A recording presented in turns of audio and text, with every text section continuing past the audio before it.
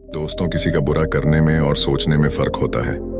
अगर आप किसी व्यक्ति के बारे में गलत और बुरा सोचते रहते हो तो आप अपनी ही सफलता को टाल रहे हो, यानी कि आपका ध्यान केवल वही अटका रह जाएगा। दोस्तों, आप लोगों ने एक कहावत तो सुनी होगी, होगा वही जो राम रची राखा, यानी जो हमारे जन्म से पहले लिख चुका होगा वही होगा या नहीं। क्या आप लोग कर्म पर विश्वास रखते हो?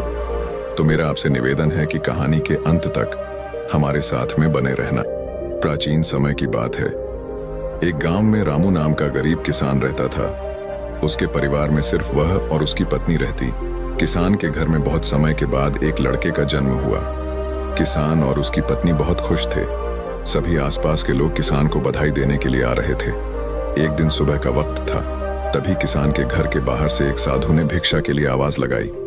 किसान के घर में आज खुशी का दिन था, इसीलिए उसने साधु महाराज को अंदर बुला लिया और उन्हें बैठने के लिए कहा। जब साधु महाराज बैठ गए तो किसान ने साधु महाराज से कहा, महात्मा जी, हमारे घर में बहुत समय के बाद बच्चे का जन्म हुआ है। आप कृपया करके इसका नामकरण कर दीजिए। साधु ने जैसे ही बच्चे को अपनी गोद में उठाया, तभी साधु ने देखा कि बच्चे की बाजू पर एक चिन्ह बना हुआ है जो राजयोग को दर्शाता है। साधु बच्चे की बाजू के ऊपर चिन्ह देखकर हैरान रह गया। किसान ने जब साधु को हैरान परेशान देखा तो उसने कहा, महात्मा जी, क्या बात है, आप इतना परेशान क्यों नजर आ रहे हो? साधु ने कहा, बेटा, मैं परेशान नहीं हूं, बल्कि मैं तो बहुत खुश हूं, क्योंकि तुम्हारा बेटा बहुत किस्मत वाला है। तुम्हारे बेटे की किस्मत में राजयोग लिखा है।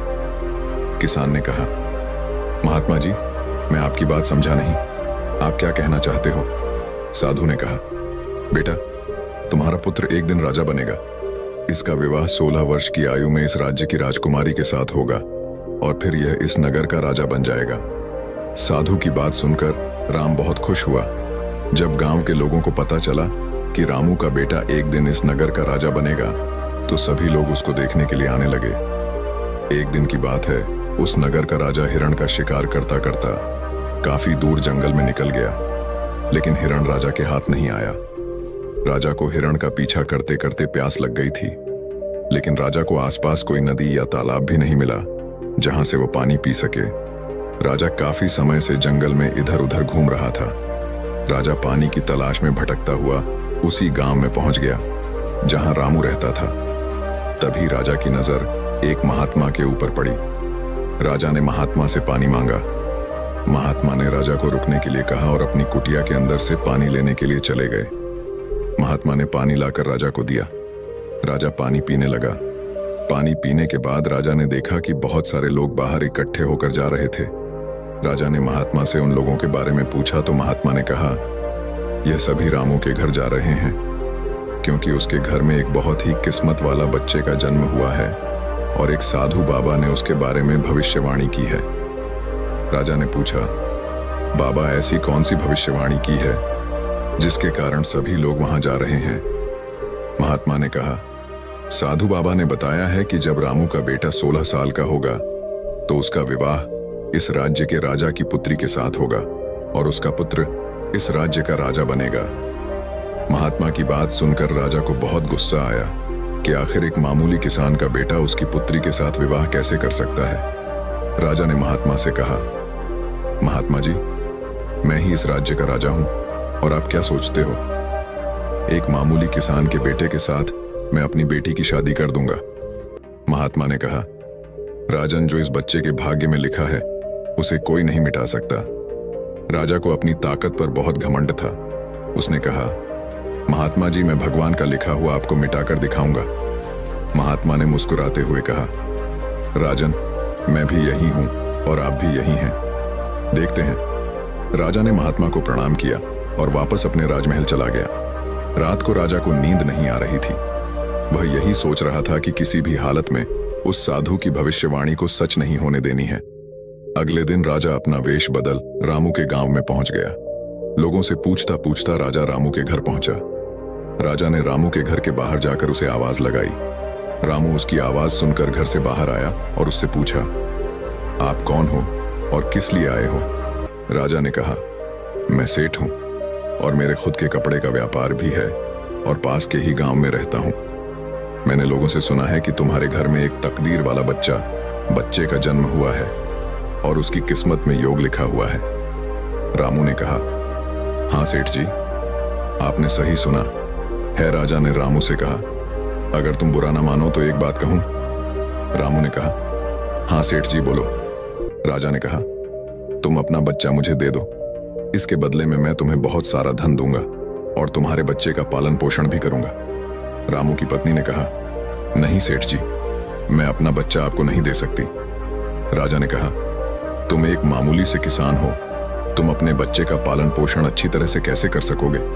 रामू ने सेठ की बात सुनकर कहा, हाँ सेठ जी, आप ठीक कहते हो, हम इस बच्चे का पालन पोषण अच्छी तरह से नहीं कर सकेंगे।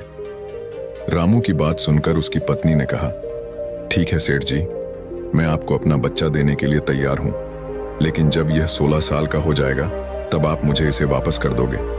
राजा ने कहा, हाँ ठीक है, जब तुम्हारा बच्चा 16 वर्ष का हो जाएगा तो मैं इसे तुम्हें वापस कर दूंगा। यह कहकर राजा ने बच्चे को ले लिया और वहां से चला गया। राजा अपने साथ बच्चे को लेकर एक नदी पर पहुंचा।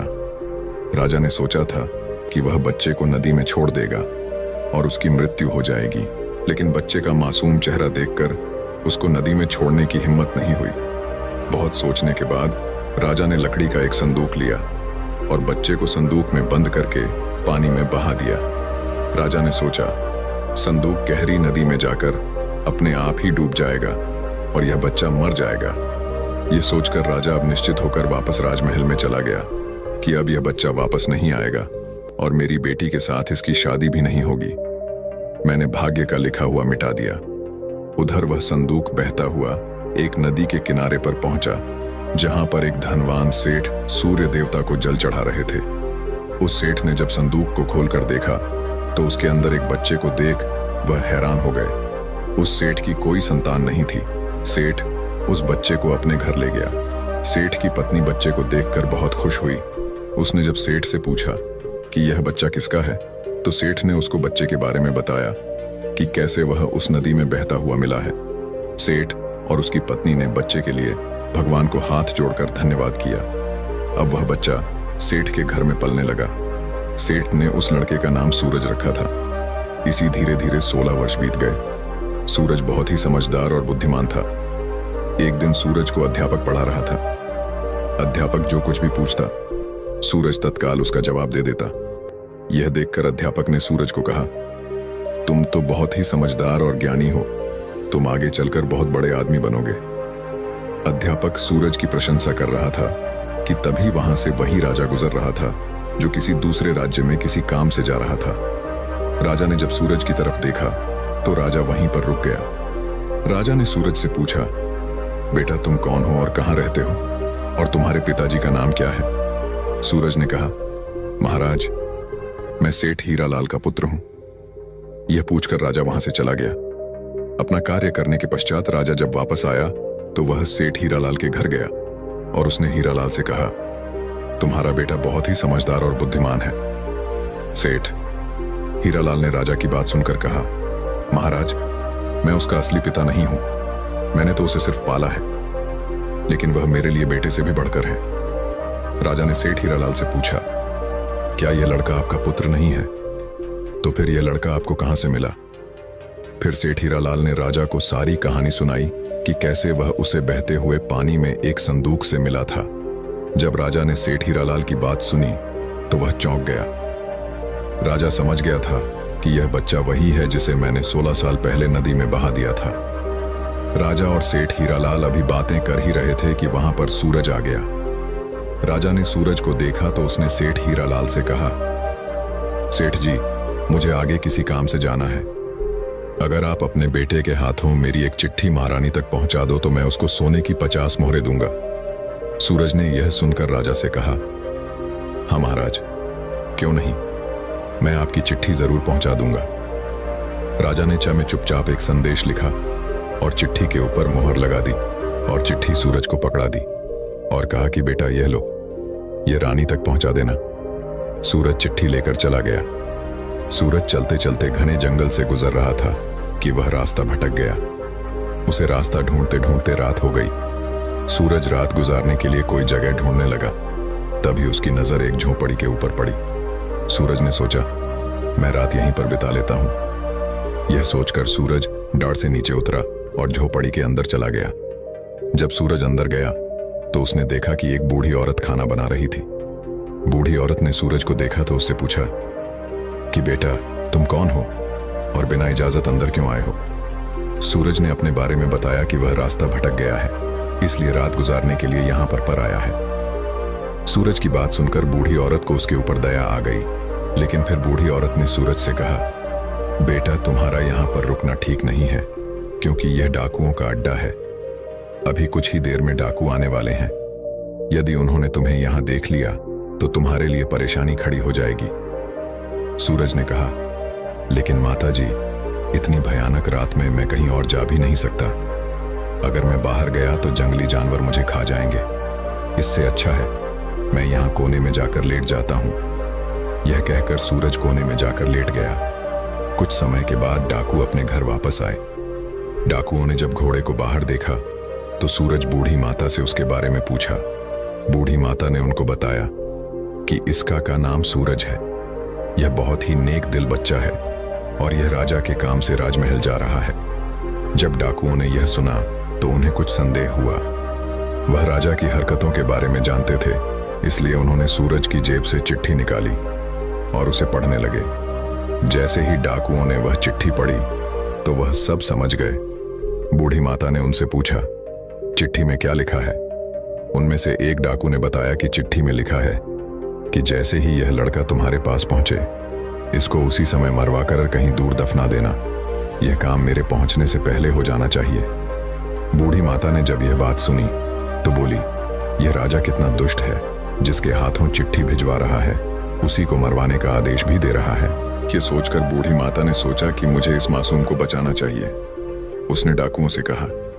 तब डाकुओं ने दूसरी चिट्ठी लिखकर उस चिट्ठी से बदल दी और वापस सूरज की जेब में रख दी। इसके बाद डाकू वहां से चले गए। सुबह होते ही सूरज उठा और बूढ़ी माता को धन्यवाद देकर वहां से चला गया। सूरज कुछ समय के बाद ही राजमहल पहुंच गया और उसने चिट्ठी महारानी को दे दी। महारानी ने चिट्ठी पढ़ी तो चिट्ठी में लिखा था कि यह लड़का बहुत ही बुद्धिमान और ज्ञानी है। यह राजकुमारी से विवाह करने लायक है, इसलिए मेरे आने से पहले ही तुम इसका विवाह राजकू से कर दो। महारानी सोचने लगी कि आखिर ऐसे कैसे महाराज किसी अनजान से राजकुमारी का विवाह कर सकते हैं। लेकिन फिर उसने देखा कि चिट्ठी पर राजा की मोहर भी लगी हुई थी, इसलिए यह लड़का झूठ नहीं बोल सकता। यह सोचकर महारानी ने राजकुमारी का विवाह उस युवक से कर दिया। कुछ दिनों के बाद जब राजा वापस आया तो उसे पता लगा कि उसकी पुत्री का विवाह उसी युवक से हो गया है।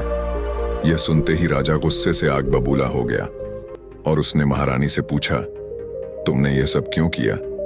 तब महारानी ने बताया कि महाराज, जैसा कि आपने चिट्ठी में लिखा था, मैंने वैसा ही किया है। राजा ने महारानी को चिट्ठी दिखाने के लिए कहा। जब महारानी ने चिट्ठी दिखाई तो राजा ने चिट्ठी में कुछ और ही लिखा पाया। यह देखकर राजा ने गुस्से में सैनिकों को कहा, जाओ और जाकर सूरज को पकड़ कर लाओ। सैनिक तुरंत गए और सूरज को पकड़ कर ले आए। राजा ने गुस्से में सूरज से कहा, तुमने धोखे से मेरी पुत्री के साथ विवाह तो कर लिया, लेकिन मैं तुम्हें अपना दामाद स्वीकार नहीं करूंगा। सूरज ने राजा की बात सुनकर कहा, लेकिन महाराज, मैंने तो आपके साथ कोई धोखा नहीं किया है। राजा ने सूरज की बात सुनकर कहा, तुम मुझे भी बेवकूफ बनाना चाहते हो, लेकिन मैं तुम्हें अपना दामाद स्वीकार नहीं करूंगा। अभी दोनों की बात चल ही रही थी कि एक सैनिक ने आकर राजा से कहा, महाराज, बाहर एक महात्मा आए हैं, वह आपसे इसी समय मिलना चाहते हैं। राजा ने महात्मा को अंदर लाने का आदेश दिया। महात्मा जी अंदर आए तो राजा ने उठकर उनको प्रणाम किया और उनके आने का कारण पूछा। महात्मा ने कहा, राजन, लगता है आपने मुझे पहचाना नहीं। राजा ने कहा, नहीं महाराज, मैंने आपको नहीं पहचाना नहीं। महात्मा ने मुस्कुराते हुए कहा, राजन, मैं वही हूं जिसे तुम आज से 16 वर्ष पहले भाग्य का लिखा मिटाने की बात बोलकर आए थे। जैसे ही महात्मा ने यह बात कही, राजा एकदम से चौंक गया। उसे सब कुछ याद आ गया। महात्मा ने मुस्कुराते हुए कहा, क्यों राजन, भाग्य का लिखा मिटा दिया? राजा ने आंखें नीची करके कहा, नहीं महात्मा जी, मैं भाग्य के हाथों हार गया। महात्मा ने कहा, राजन, भाग्य के हाथों कोई नहीं जीत सकता, इसलिए अब सूरज को अपना दामाद स्वीकार करो और अपना राजपाट उसको सौंप दो। राजा ने कहा, महात्मा जी जैसा आपने कहा है वैसा ही होगा। राजा को समझाकर महात्मा जी वहां से चले गए। राजा ने सूरज से माफी मांगी और सारा राजपाट उसको सौंप दिया। तो दोस्तों, कैसी लगी आपको यह कहानी? आप हमें कमेंट सेक्शन में जरूर बताना, और अच्छी लगी हो तो इस चैनल को सब्सक्राइब जरूर कर लेना।